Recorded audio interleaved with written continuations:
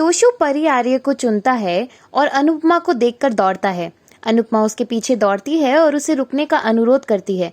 वनराज और समर उसकी आवाज सुनते हैं और उसका अनुसरण करते हैं। अनुपमा तोशु से परी को वापस करने के लिए कहती है क्योंकि एक बच्चा अपनी माँ के बिना नहीं रह सकता। तोशु ने परी को वापस करने से इनकार कर दिया और कहा कि वह उसकी देखभाल करेगा। अनुपमा का कहना है कि उनका इरादा अच्छा हो सकता है लेकिन उनका तरीका गलत है। हो सकता है कि वह किंजल से बहुत प्यार करता हो लेकिन इस प्रक्रिया में वह उसे और अधिक चोट पहुंचा रहा है। तोशु अंत तक पहुंचता है और दीवार पर देवी माँ की पेंटिंग देखता है। वह पागल हो जाता है और अनुपमा को उससे दूर रहने की चेतावनी देता है। वह उसे अपनी परी नहीं देगा।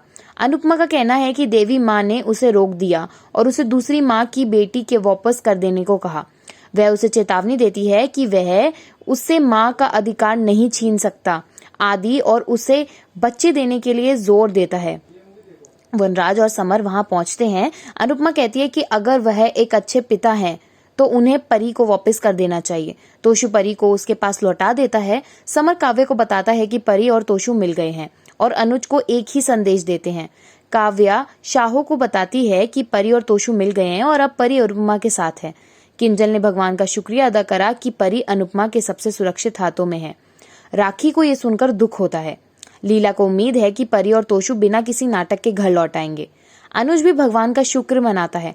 अनुपमा तोशु और उसके अन्य बच्चों की परवरिश को याद करती है और कहती है कि उनका बेटा ऐसा नहीं था। तोशु उस पर उसके बदलाव के पीछे का कारण होने का आरोप लगाता है। वनराज का कहना है कि उसे अभी तक अपनी गलती का एहसास नहीं हुआ। वह उसका गौरव था। वह इतना नीचे कैसे गिर सकता है और अपनी ही बेटी का अपहरण कैसे कर सकता है। वह अकेले परी की देखभाल कैसे करेगा। तोशु का कहना है कि वह परी की नैपी और दूध ले जा रहा था। वनराज का कहना है कि दूध एक दिन में खत्म हो जाता है। वह आर्य की देखभाल कैसे करता। अनुपमा पूछती है कि क्या उसकी कोई सीमा है। तोशु चिल्लाते हैं कि उन्हें अनुपमा का महानता और वनराज का पखंड पसंद नहीं है। उनका कहना है कि वनराज ने भी यही गलती की थी और उनके परिवार के साथ त्योहार का आनंद लेते हैं अभी भी, लेकिन उनकी गलती के लिए उन्हें क्रूरता से दंडित किया जा रहा है और अपने परिवार से दूर रखा जा रहा है। वह चिल्लाता है कि वह परिवार के बारे में बात करता है। वनराज ने उसे अपने परिवार से बाहर निकाल दिया लेकिन जिसने उन्हें अधिकार दिया उसकी बेटी छीन ली।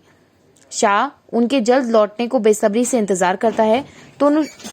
तोशु अनुपमा से कहता है कि अगर उसने परी का वादा नहीं दिया होता तो वह उसे कभी भी परी नहीं देता। अनुपमा पूछती है कि वह इतना नीचे क्यों गिर रहा है। वनराज पूछता है कि वह अपनी जघन्य हरकतों से कब बेटी के लिए परेशानी क्यों पैदा कर रहा है।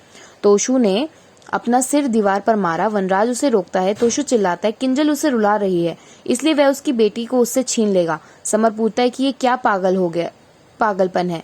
तोशु चिल्लाता है वह है। अनुपमा उसे घर लौटने और सभी से माफी मांगने की चेतावनी देती है। तोशु ने मना कर दिया। वह जबरदस्ती उसका हाथ पकड़कर उसको घर की ओर खींच ले जाती है। जीके अनुज को दवा देता है और पूछता है कि तोशु और परी के मिलने के बाद भी वह परेशान क्यों है। अनुज कहते हैं कि असली समस्या अब शुरू होगी क्योंकि शाह के घर में नई समस्या होगी। जीके का कहना है कि भारी लोगों से लड़ना आसान है और प्रियजनों से लड़ना बहुत मुश्किल। अनुज कहते हैं कि जब भावनाएं कमजोर हो जाती हैं तो पूरा परिवार कमजोर हो जाता है। वह अनुपमा की हालत के बारे में डरता है। वह सारा नाटक देखकर और तोशु किंजल आर्य और अन्य को संभालने वाली मां होने के नाते उनका कहना है कि मल्टीटास्किंग उनके लिए असंभव है। अनुपमा इसे इतनी अच्छी तरह से कैसे करती है। जीके का कहना है कि महिलाएं ये सब संभालने के लिए पैदा हुई हैं। अनुज कहते हैं कि उन्हें अनुपमा बहुत मजबूत लगती है और सभी तनावों को संभाल लेगी। यह आज के लिए इतना ही और अधिक त्वरित अपडेट के लिए न्यूज साइट को सब्सक्राइब करें।